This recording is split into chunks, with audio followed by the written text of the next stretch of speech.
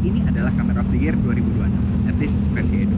Aku gak peduli orang lain bilang apa, tapi untuk kebutuhan kontenku dan untuk kebanyakan orang, menurutku ini adalah pilihan kamera yang sangat tepat. Supaya kita bisa menjelaskan dengan baik kenapa ini adalah sebuah pilihan yang tepat, kita harus bahas beberapa topik. Kita sambil tukar ke kamera ini kali ya.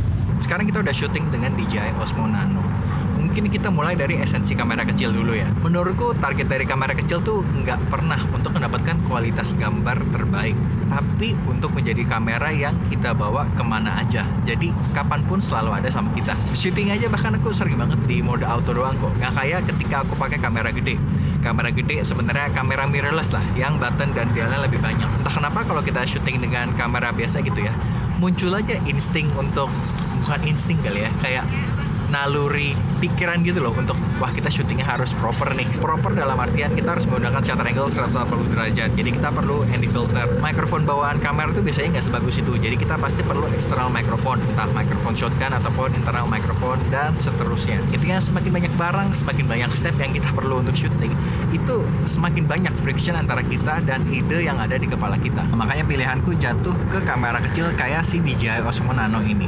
Sebenarnya ini kan termasuk kayak action cam gitu ya, tapi dibandingin action cam pada umumnya pun dia nih lebih kecil dan lebih ringan. Apalagi kita bisa pisah antara kamera dengan badannya. Salah satu fitur yang paling sering kumanfaatkan yaitu kamera dan badannya yang bisa dipisah. Jadi aku taruh bagian kamera di tripod, terus aku bisa monitor dari jauh tanpa perlu aplikasi-aplikasian gitu. Jadi enak banget lah, nggak ribet gitu. Yang kedua, layarnya. Ini dibandingin sama DJI Action tuh layarnya memang lebih kecil.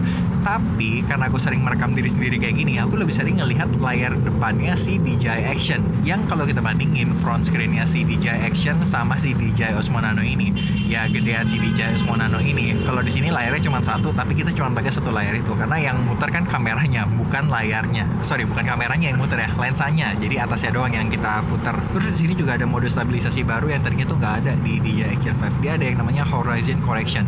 Jadi dia ngebenerin horizonnya, tapi nggak seintens horizon balancing. Itu kan sampai 45 derajat. Ini cuma sekitar 15 derajat gitu. Jadi ngecropnya pun juga nggak terlalu ngecrop. Kalau nggak salah ketika kita pakai horizon correction tuh kita dapat focal length yang ekuivalen dengan 15 mm di full frame. Dan itu masih cukup wide banget. Malah kadang sebenarnya masih agak terlalu wide sih. Tergantung kita mau pakai buat apa. Lalu dari tadi tuh kita mendengarkan audio yang datang dari internal microphone-nya si DJI Osmo Nano yang sebenarnya cukup bagus. Tapi salah satu strong point dari ekosistem DJI ini adalah betapa gampangnya kita menghubungkan kamera-kamera mereka dengan wireless microphone.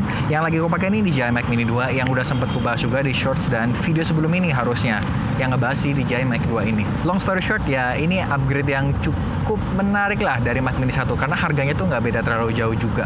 Tapi kalau kayak warna-warni dan ya beberapa hal yang aku sempat nonton aja deh videonya biar nggak panjang aku jelasin ya.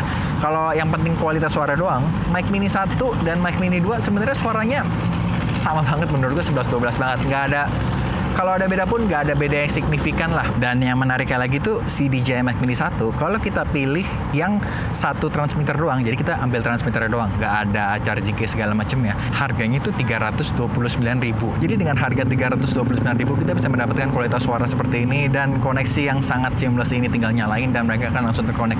Menurutku itu susah banget sih buat dikalahin. Makanya kalau aku sekarang ditanya setup terbaik buat konten yang paling budget, kayaknya aku bakal ngerekomenin itu sih, DJI Osmo Nano ditambah DJI Mac Mini 1 yang transmitter doang.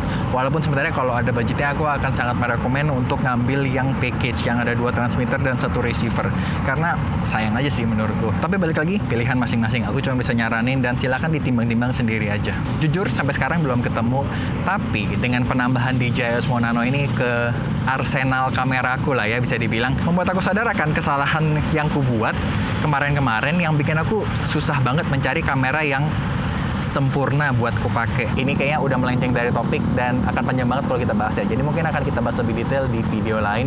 Tapi yang jelas, yang lagi mau mulai konten dan lagi nyari rekomendasi kamera, aku sangat nyaranin kamera ini, DJI Osmo Nano. Ya, gitu aja video kali ini. Semoga membantu. Sampai ketemu di video berikutnya.